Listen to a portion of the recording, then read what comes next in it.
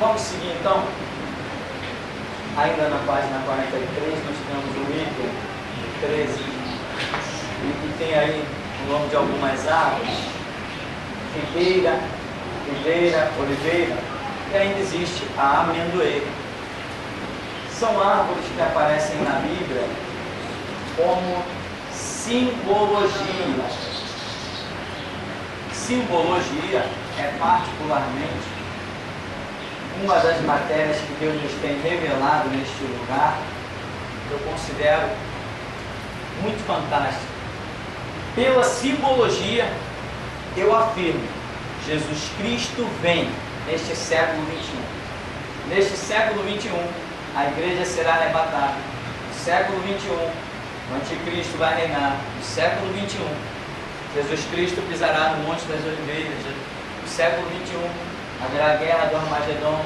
Estou falando fora de ordem, tá? Mas, porque a simbologia é quando Deus usa uma figura de linguagem, algo irreal, vamos até assim dizer muitas vezes, para falar de algo real. Por exemplo, parábola das 10 virgens.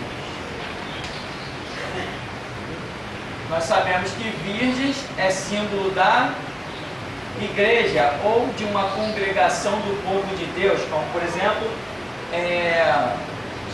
Antigo Testamento, Deus diz assim: a Virgem de Sião, fazendo referência a Jerusalém. Não Jerusalém, cidade física, mas Jerusalém, habitantes, logicamente. Deus não veio salvar pedra, areia, não foi isso. Então ele está se referindo ao seu povo como virgens. Então, parábola das 10 virgens, nós sabemos, né, Mateus 25, que são as igrejas. O 10, já entendemos que é um número da ação de Deus através das mãos humanas. O 10 representa os dedos. E diz que eram 5 nécias e 5 prudentes. Nós já sabemos que o 5 significa o livre-arbítrio. Então, tudo isso aqui é uma simbologia. Simbologia esta que de 10 anos para trás era completamente obscura. Ninguém escreveu nada, ninguém falou nada, ninguém pregou nada, mas nesses últimos dias Deus nos tem revelado. E eu não tinha conhecimento disso em absoluto até receber diretamente de Deus aqui nesse ministério a questão da simbologia. Então, aqui no nosso item fala de figueira, videira e oliveira, e temos de início Juízes capítulo 9, aonde vai aparecer que alguns chamam de a primeira parábola da Escritura, a parábola de Jotão, em que ele vai citando um monte de árvores, dizendo que as árvores disseram ao espinheiro: reina sobre nós. As árvores disseram à figueira, a videira e a oliveira: reina sobre nós. Então, umas árvores se recusam a servir, a dominar sobre as outras, mas tem um espinheiro que dá a entender que ele vai aceitar. Então ali nós já vemos a simbologia sobre árvores aparecendo. Depois no Salmo número 1, Deus vai dizer assim: será como árvore plantada, comparando o homem, né? Bem-aventurado o homem, ele diz: será como árvore plantada junto a ribeiros, dá o fruto na estação própria, as folhas não caem, tudo quanto fizer prosperará. Quando Jesus abre as vistas de determinado cego, diz assim: você vê alguma coisa? Aquele homem era cego de nascença, de repente ele diz assim: eu vejo os homens como árvores. Aquilo ali tem um sentido tremendo.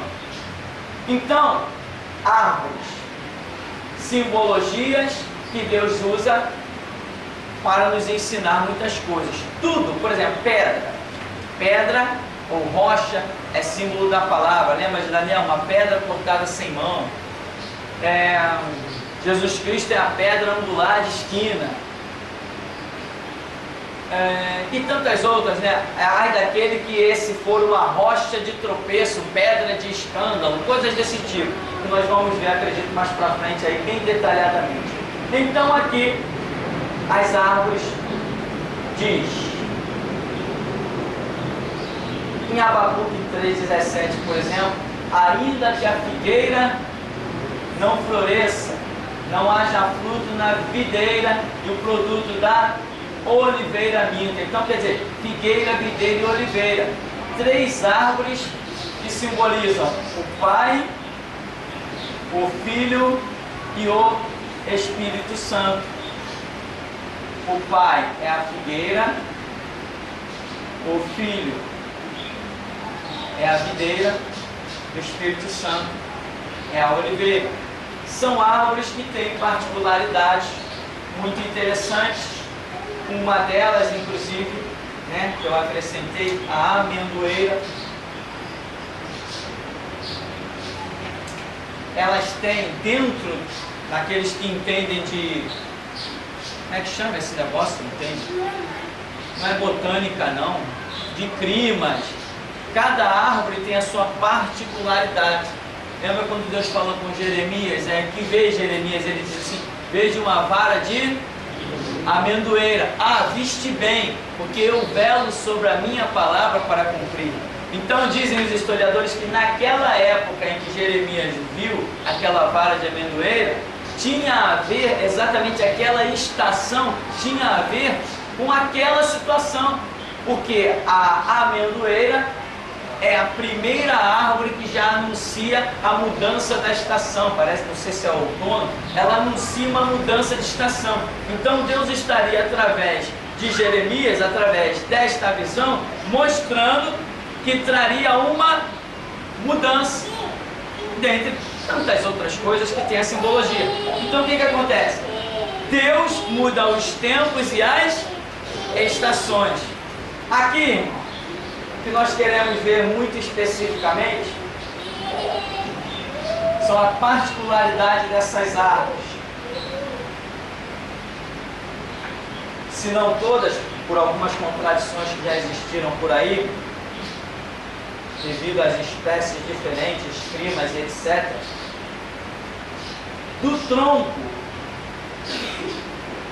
tronco, elas dão fruto. Como, por exemplo, a videira, a oliveira, né? A figueira e a amendoeira. Existem algumas figueiras que florescem. Houve uma vez alguém que comentou isso numa aula aqui, e eu fui pesquisar na internet e vi uma raridade. Mas aqui mesmo em casa já teve figueira e nunca deu flor. E eu nunca vi figueira com flor, mas na internet dizia que aquela árvore era uma figueira e mostrava suas flores. Flores nascidas assim do tronco e que davam seu fruto. Mas as demais, videira, oliveira e amendoeira, elas diretamente do seu tronco, elas produzem o seu fruto. Isto é uma particularidade em mostrar que a palavra de Deus, quando Deus sempre compara isso à sua palavra ou à sua própria pessoa, a palavra de Deus não precisa de tempo intermediário, que seria a flor, para tomar um cumprimento.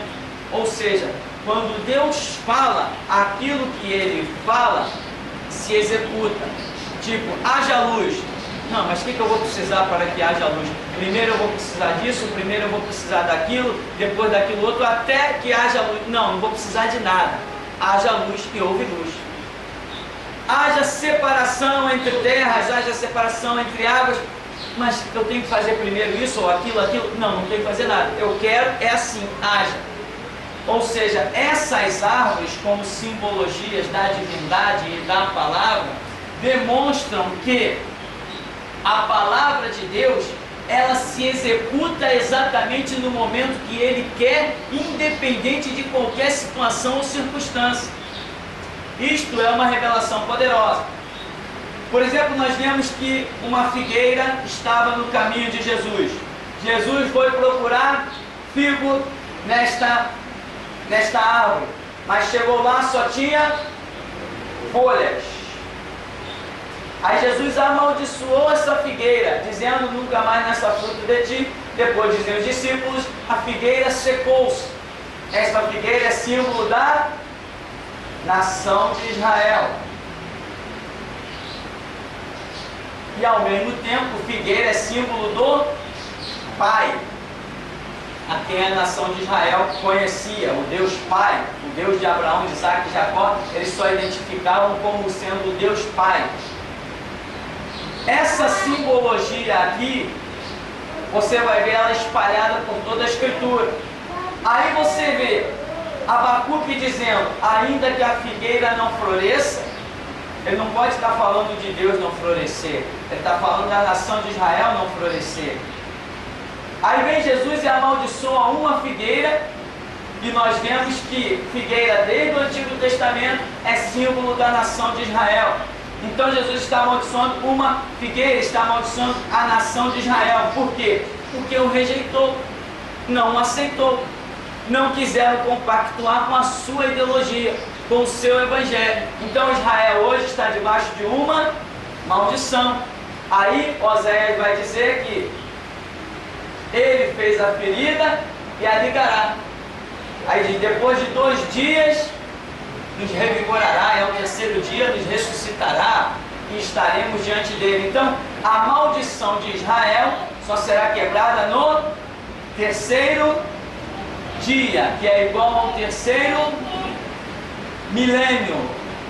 Então a maldição que Jesus Cristo lançou sobre Israel será quebrada no 3º milênio. Quando é o 3º milênio? Estamos atravessando o 1º século do 3º milênio.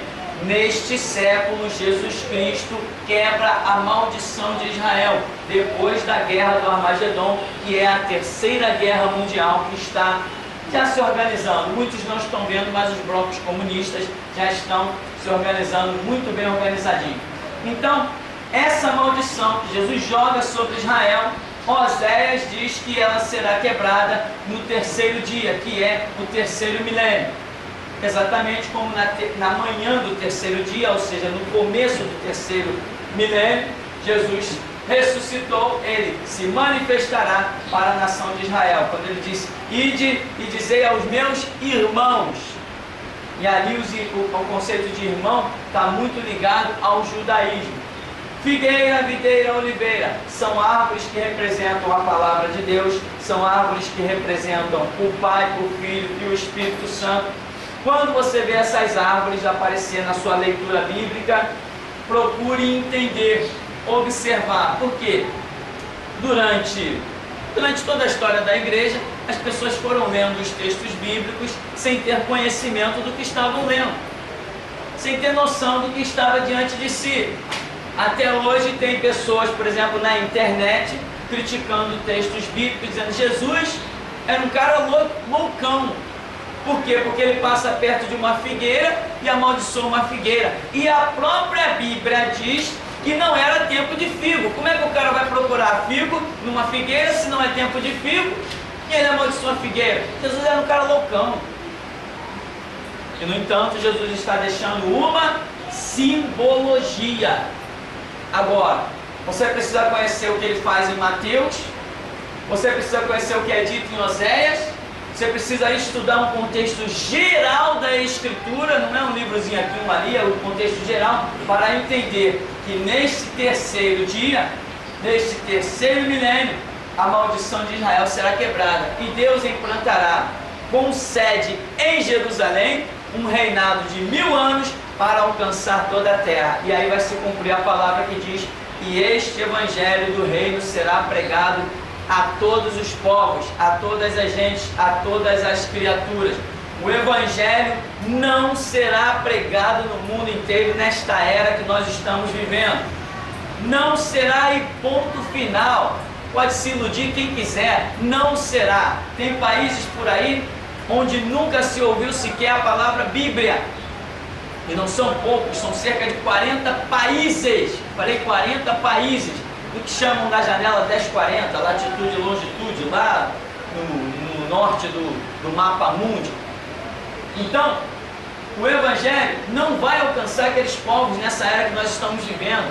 Nem adianta se iludir, o Evangelho não vai alcançar o mundo todo agora. Quem falar que vai é cego, não está compreendendo.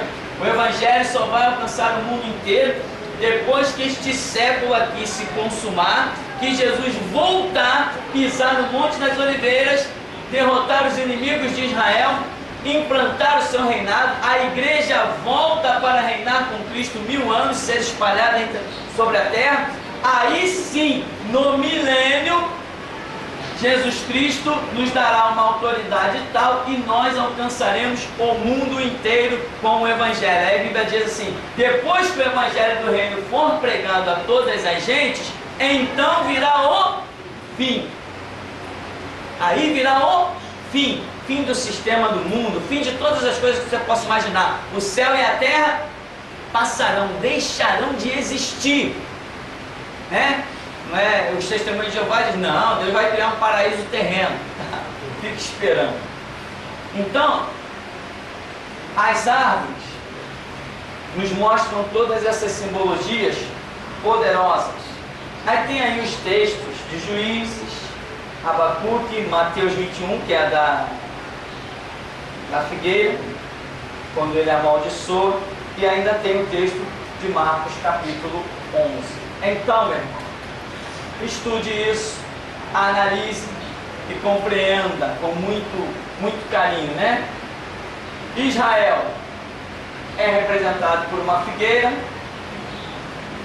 Eu vejo que a igreja, como a igreja acaba tomando o lugar de Israel, a igreja passa também a ser representada por uma figueira, porque nós temos dito, e eu creio acertadamente, somos o Israel de Deus.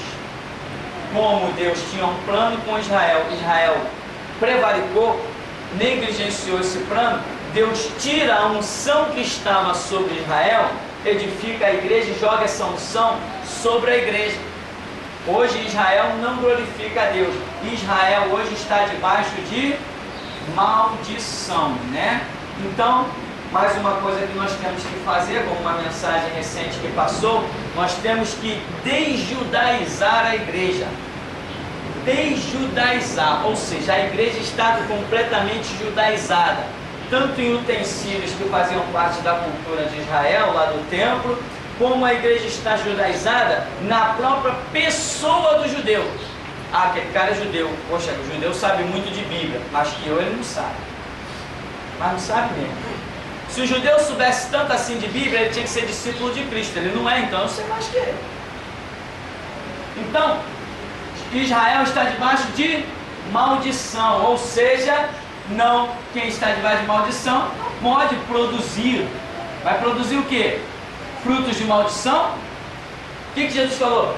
Nunca mais nasça fruto de ti. Esse nunca mais, nós bem sabemos que ele está dentro de uma dispensação, que é a dispensação que hoje nós vivemos, chamada graça, que está terminando já com a restauração. Então, essa dispensação chamada graça foi o que Jesus falou de um período que ele diz para a nação de Israel: nunca mais nasça fruto de ti. Desde que Jesus fundou a sua igreja, Israel foi sumindo e perdeu completamente a sua expressão. Hoje Israel espiritualmente produz o quê? Você conhece algum judeu pregando o judaísmo?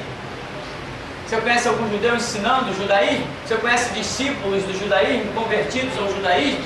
Você conhece alguém cheio do poder no judaísmo, curando enfermos, expulsando demônio? Não. Os judeus estão debaixo de maldição.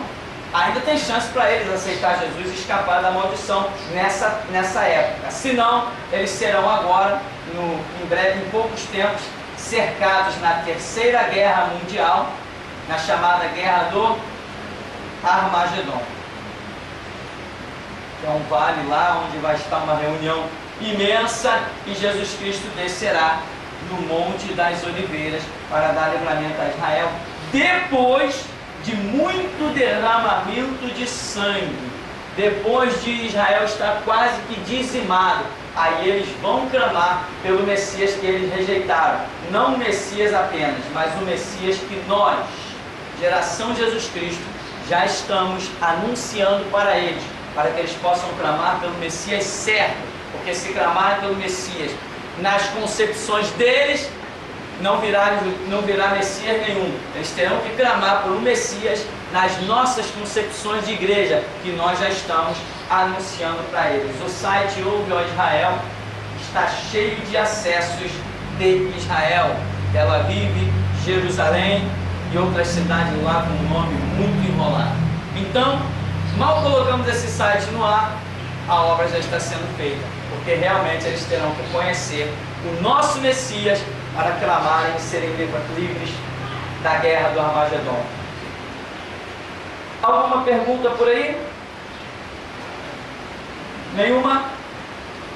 Nós vamos então rapidamente encerrar com mais um detalhezinho só para completar essa página 43.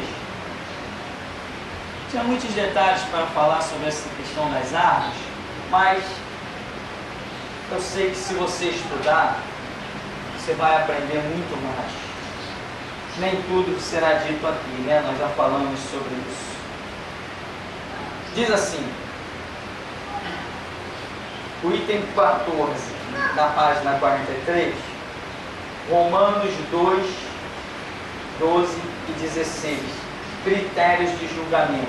Só uma pinceladazinha para lembrar como Deus vai julgar judeus, como Deus vai julgar gentios, como Deus vai julgar, né, crentes.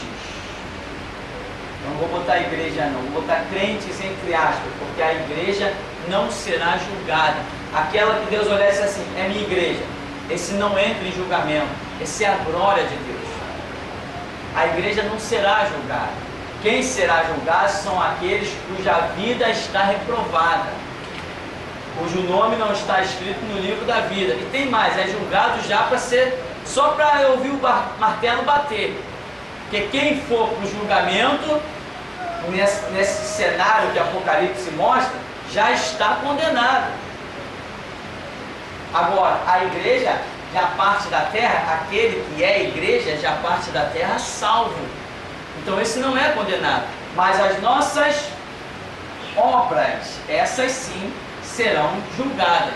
Mesmo que todas as obras se queimem, ainda assim a pessoa pode ser salva. Como Paulo diz assim, né? Se a obra de alguém se queimar, sofrerá detrimento, mas o tal será salvo como que pelo fogo. Ou seja, Paulo entende que ainda que muitas obras se queimem, ainda assim pode existir a possibilidade de uma salvação. Então aqui, judeus, gentios, crentes e povos em todo o mundo, vamos dizer, índios lá no meio do mato, chacais, canibais e outros nomes que se dão a tribos tão estranhas que não têm contato com a civilização, todos estarão diante de um critério de Deus para um julgamento. Quem é salvo, quem é condenado, isso é uma história que só Deus tem autoridade para determinar. Então, aqui eu coloquei critério de julgamento, porque Paulo fala muito da consciência, aí nesse texto que eu coloquei na apostila de Romanos, Paulo fala da consciência. Então, veja bem, meu irmão, uma coisa é você ter conhecimento, outra coisa é não ter conhecimento. Uma coisa é você fazer algo, ter uma atitude sabendo que está errado, e outra coisa é você ter uma atitude, mas não tem noção de que aquilo esteja errado. Ah, mas pastor, é possível que alguém faça alguma coisa sem ter noção de que está errado? É. Talvez você olhe para a nossa sociedade, o meio que nós vivemos, um meio de comunicação abundante, um meio de jornal, revista, televisão, rádio, sei lá mais o que. Você diz, não é possível que alguém faça alguma coisa sem consciência de estar errado. Tudo bem, eu concordo. No meio que nós vivemos, cidade grande, é até possível que alguém tenha uma atitude, né? Todas as atitudes tenham consciência de que está errado. Mas leva isso para o meio de uma tribo uma tribo lá no Oceano Pacífico, sem contato com nenhuma civilização, onde as pessoas nascem e se criam como verdadeiros semi-animais, com um racional de caçar para comer. Uma vez o camarada sendo entrevistado no meio do nada, o repórter fazendo uma pesquisa sobre o peixe-boi. O peixe-boi que naquele rio, antes eram centenas, chegavam milhares naquele rio, mas agora, devido à pesca predatória, aquele peixe-boi estava escasso. Aí ele pega como se chama, um jagunço, né? Aquele camarada lá daquela região, um camarada que não sabe o que é energia elétrica, nem interruptor, um camarada que não sabe o que é cano de PVC, nem rede de esgoto, um camarada que não sabe o que é televisão. Se perguntasse para ele assim, você já ouviu falar em Xuxa? Ele dizia, não. Já ouviu falar em Ronaldinho? Não. Já ouviu falar em Pelé? Não. Olha a consciência desse ser humano. Ele nasce, ele sobrevive da terra, e somente da terra. Aí perguntou-se para ele, você pesca peixe-boi? E ele dizia assim, pesco peixe-boi. E você tem coragem de matar o peixe-boi? Aí ele dizia assim, pô amigo, se não matar não dá para comer, né? Tem que matar para poder comer. Você entende a consciência de um ser humano desse? Pega aquelas pessoas que estão com fome ali na central do Brasil, manda ela fazer uma conta de 3 vezes 3. O raciocínio não funciona, meu irmão. Não existe, sabe? A vida às vezes para alguns vira por instinto. Então, não ouses pensar que o critério de julgamento que Deus trará sobre Rio de Janeiro, cidade grande, é o mesmo critério que Deus vai usar numa tribo indígena. Claro que não. Então, Paulo diz assim, todo mundo faz as suas atitudes mediante a sua consciência. Alguns dizem, é o livro da consciência. Tudo bem, podemos chamar de livro da consciência. Então, mesmo no seu mundinho de pouco conhecimento, pouca cultura ou nenhum conhecimento, a consciência, dentro dos critérios de Deus, é que vai determinar como ele vai julgar cada caso. Julgamento não cabe a nenhum de nós, ninguém na igreja tem a unção para julgar nada. Então, Paulo dispõe, falando dos judeus, falando dos gentios. Os judeus seguem a lei, então eles vão ser julgados pela lei, mas os gentios que não têm lei serão julgados segundo a sua consciência. É uma visão que Paulo coloca, particularmente eu acho bem interessante. Agora, um outro detalhe nessa questão de julgamento é, quem não conhece Jesus vai para o inferno? A Bíblia diz que quem não conhece Jesus vai para o inferno? Aonde que a Bíblia diz isso? A Bíblia diz que quem negar Jesus, não tenho dúvida, a Bíblia diz que quem nega Jesus vai para o inferno. Isso aí eu posso afirmar. Negou Jesus, foi para o inferno. Agora, negar é uma coisa e não conhecer é outra. Eu acabei de falar aqui de mais de 40 países onde o nome Jesus Cristo nunca foi ouvido. Onde o nome Jesus nunca foi ouvido. Lugares onde as poucas rádios que tem não falam absolutamente nada de religião. Lugares onde energia elétrica é luxo. Telefone nem pensar. Então, essa questão do julgamento, que está baseada em Romanos 12, requer a nossa atenção. Porque muita gente, às vezes, fala do que não sabe. Negar a Cristo condena-nos ao inferno. Não conhecer a Cristo, como é que Deus pode me julgar pelo aquilo que eu não conheci? Você não aceitou meu filho Jesus. Que filho? Seu filho, se eu tenho um filho, onde que ele nasceu? Ninguém nunca me apresentou ele. Está entendendo? Então, negar a Cristo é uma coisa, agora não conhecer é outra. Eu não posso ser julgado, condenado pelo que eu não conheço. Então, quando Deus for julgar os chacais, canibais, os gentios, sei lá da onde, ou até, seja como, ele vai ter que ter um critério. E o critério não poderá ser só a pessoa do Senhor Jesus. Porque a pessoa do Senhor Jesus não é conhecida no mundo todo, ao contrário do que muito crente pensa. Tem gente que pensa que Jesus é pregado no mundo todo, não é mesmo. Tem 40 países aonde o nome Jesus nunca foi mencionado. Então, os critérios de julgamento que Deus vai usar, nós podemos dizer, não sabemos. Mas Paulo arrisca, dizendo que Deus julgará cada um segundo a sua própria consciência. Mas isso não faz diferença na doutrina da igreja, apenas nos ajuda a não falar demais, muitas vezes. E quem viver, verá, ou então quem morrer, verá. Amém? Nós tínhamos ainda aí 2 parábolas para examinar, que são importantíssimas, mas o nosso tempo já venceu e o calor já nos conquistou. Alguma pergunta para nós encerrarmos?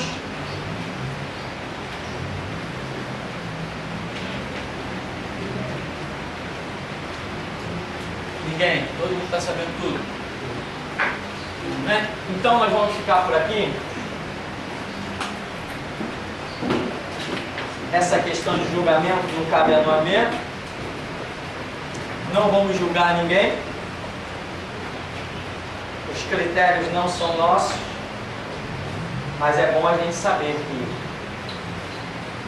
nem sempre o que a gente pensa é o que é certo. Muita gente diz assim, eu tenho que pregar, porque se eu não pregar as pessoas vão para o inferno. Opa, é uma ideia maravilhosa. Eu tenho que pregar, eu fui chamado para pregar. Mas não está escrito que se as pessoas não ouvirem de Cristo, que vão para o inferno. Ah, então deixa cada um seguir o seu caminho? Não. Tem pessoas que têm consciência de que estão fazendo coisas erradas. E mediante a pregação é que elas, pelo toque do Espírito Santo, realmente cedem ao arrependimento. Então a minha missão é muito importante, eu tenho que pregar. Mas eu não posso dizer que quem não ouviu falar de Jesus vai para o inferno. E isto a Bíblia não diz. A Bíblia diz que Jesus é uma porta maravilhosa de arrependimento, etc, etc, de salvação.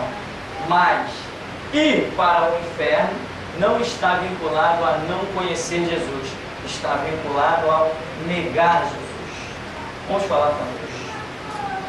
Amado Deus, Pai querido, te glorificamos nesta manhã preciosa, Senhor, em que mais uma vez te agradecemos pelos nossos passos ter sido dirigidos até aqui. Deus, manieta principados, potestades, hostes infernais da maldade, no caminho do teu povo nesta hora, envergonha os dardos inflamados do maligno, ó Deus, o laço do passarinheiro, a peste perniciosa, a mortandade que assola ao meio-dia. Deus, que caiam por terra os teus inimigos e que seja estabelecido o nome do Senhor, a casa do Senhor, a glória do Senhor. Nós te damos graça em estarmos aqui nesta manhã para te pedir, ó Deus, unge a nossa mente, abençoa a nossa compreensão, nos impele a oração, nos impele a escritura, nos ajuda na nossa fraqueza, fortifica-nos, ó Deus, nas nossas debilidades, Senhor, ajuda-nos, impulsiona-nos, ó Deus, pois nós sabemos e confessamos que sem ti nada podemos fazer. Por isso capacita-nos a aprender, capacita-nos a orar, capacita-nos a buscar. Ó Deus, nos dá um discernimento para compreender que a nossa leve, momentânea vida neste mundo não se compara com a glória que em nós há de ser revelada. Precisamos dar tempo para o Senhor, precisamos buscar o Senhor, precisamos compreender as coisas do Senhor, para que chegue uma hora que o Senhor possa nos enviar, ó Deus, e assim possamos nós cumprir o seu ide e reservarmos, ó Deus, o nosso galardão. Por isso nos abençoa nesta manhã, nós te damos graças em nome de Jesus. Amém. Amém, irmãos? Vamos em paz em nome de Jesus.